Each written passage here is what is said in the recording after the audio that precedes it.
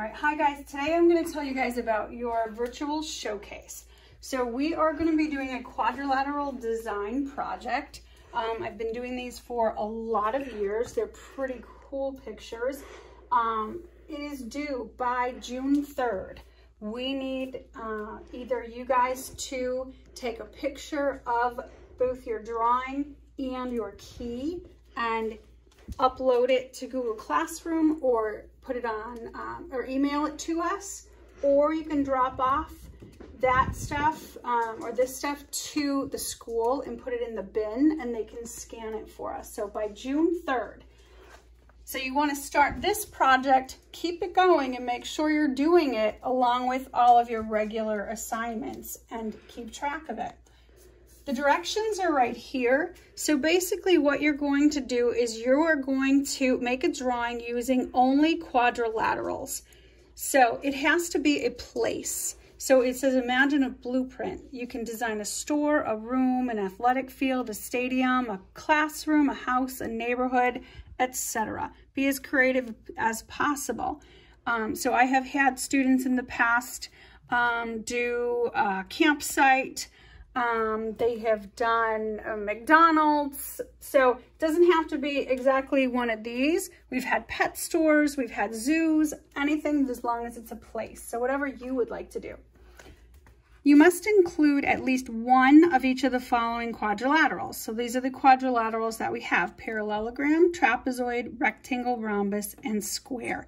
Most likely you're going to have more than one of each of these, but one is the minimum. Your final draft should be a neat drawing, completely colored, and all shapes outlined. Don't worry about the black pencil. To be honest, that gets a little messy and you guys might not have that at home. I'm going to ask you to use colored pencil if you can, then crayon, and then marker if you have to, because you know how much I love markers, to go ahead and color these things in. You should use a ruler if you have one. If you don't have a ruler, I'm sure you can find something with a straight edge that you can use to kind of keep yourself straight and on the lines, okay?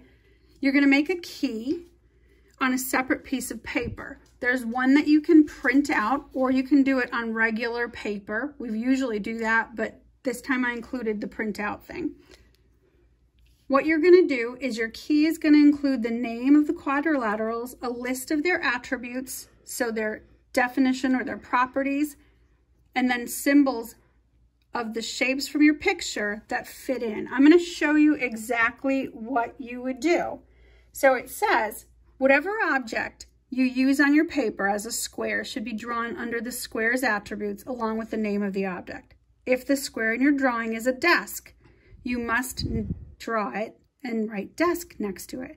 You must do this for every object in the design. So say, for example, you made a desk and on that desk you put a piece of paper that was a rectangle. Then you would also have under rectangle, you would do the piece of paper. So here goes. I'm going to show you a bunch of examples in a second, and here's one. So say I chose to do something similar to this. So this is a house. I think it's got a car parked outside or whatnot. I've got my graph paper, and then I've got my key. Okay, so I want to set my key up first.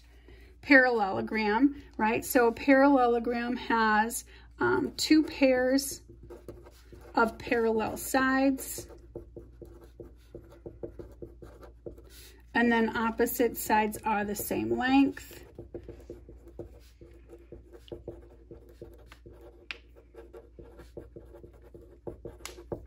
So any parallelogram would go here, okay? So trapezoid is another, right?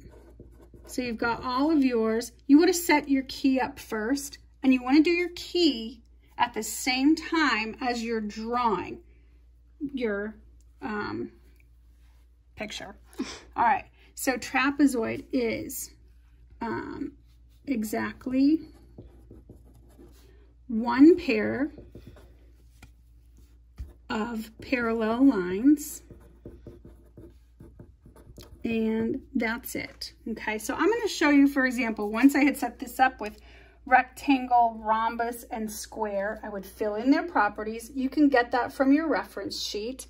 And then you would go in to add your things in your picture. So say I was going to go ahead and start my drawing, and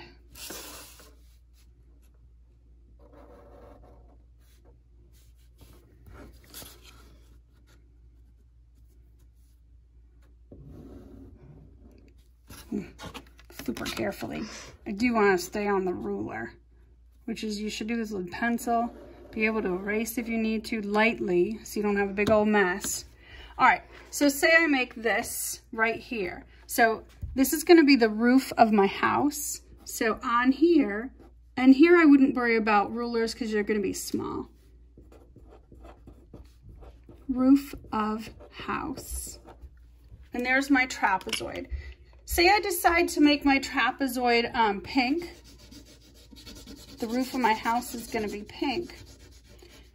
When I color it in, and you can do the coloring all at the end if you want, that's usually better, then you would go ahead and your key color should match, okay? So the best way to do this is to draw the entire thing in pencil first and do your key every single time. So every time I add something, I'm gonna go ahead and do that. Say for example, I added a sun. Well, sun is a circle normally, but I'm going to, let's say we're going to put it here under square. I'm not going to write the properties out. You will. And I'm going to put right here my sun, which would look like a square if I wasn't rushing. So the inside of the sun right there, I've got it. Maybe I've got the sun's rays and I'm going to make them. You can definitely use a ruler if you're not rushing like I am. But they should basically look like this. So see, I'm going around there.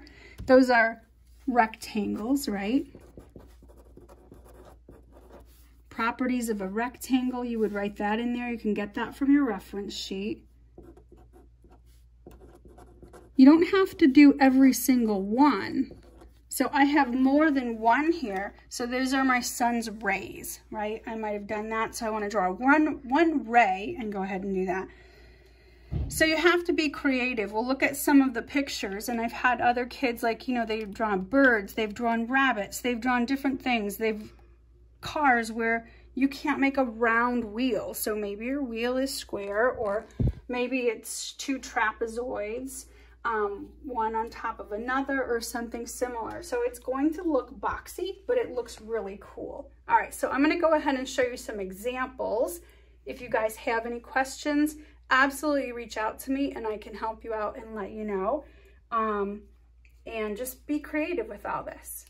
All right, so guys, here's an example of the one that I showed you on the chalkboard. So this is the one with the house, and there's their drawing. Every single piece of this is a quadrilateral. Even if you were to go ahead and put words on this, sometimes people like to do that. Like when somebody made McDonald's, they wrote the word McDonald's on the top. That can be difficult, I'm not gonna lie, because you can make an M, but every piece of the block letter M has to be a quadrilateral, for example. You might not wanna get involved in that. Here's a key. And this is one that's not done on the sheet. So this is if you were to make your own key, for example, square. A square must have all congruent sides, all congruent angles, all right angles, and opposite sides are parallel. And then they went ahead and put all of the things that are in their drawing, their colors match, that are squares. So that's exactly what your key is going to look like. All right, I'm gonna show you a couple more ideas, and then if you guys have any questions, let me know, but I think we should be good to go. Guys, so here's another example. So here's the street scene of buildings. This one's not as involved, so that's something you can do as well. Notice that the entire page is colored, and all of these are going to be like that. So even your background needs to have color when you're working on these. Check out the birds. So they were creative with how they made those. So just like the other one, this one actually gets a little bit more involved. So this is an example of a bookstore. So this particular student added different things. Check out all of the books that are in there. They took the time to make the brick on the side for the decorations. And the other little things that are in there, I don't know if that's a mouse or whatnot. I haven't looked in the key to find out. But take a look at how there's so many different books. You do not need to list each one of them. So each one is a rectangle. So you would draw one rectangle and then you would write books. Look in their key down here. Lauren, zoom into that and you can keep that. See how they made that rainbow colored? So that shows me that we're doing books and there are a bunch of different colors. So that's how you can get around different things and not have to list 1,000 different books. Bricks, probably same thing. You're gonna draw one rectangle and maybe you go ahead and put your 4 different colors you used for your bricks, that sort of thing. Okay.